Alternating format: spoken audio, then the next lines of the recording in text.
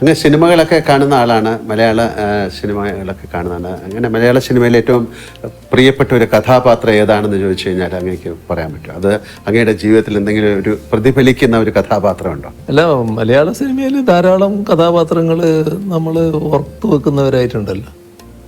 ഒരു സാമൂഹ്യ പ്രതിബദ്ധതയുള്ള ഒരു കഥാപാത്രം അങ്ങയുടെ തന്നെയാണെന്ന് എനിക്ക് തോന്നുന്നത്.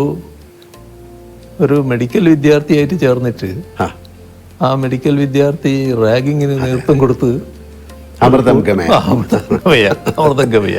MT എഴുതിയത് അല്ലേ? ഹരിഹരൻ. അതെ, ഹരിഹരൻ. അപ്പോൾ അതിനകത്ത് പിന്നെ നിങ്ങളാണ് ആ പിന്നെ ഇതായിട്ട് വരുന്നത്. അതെ.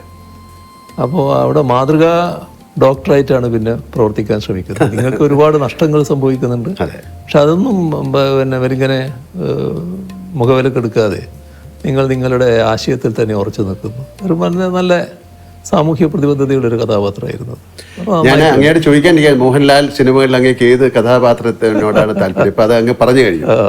ഇതാണ് നല്ല ഇതായിട്ട് എനിക്ക് തോന്നിയത്.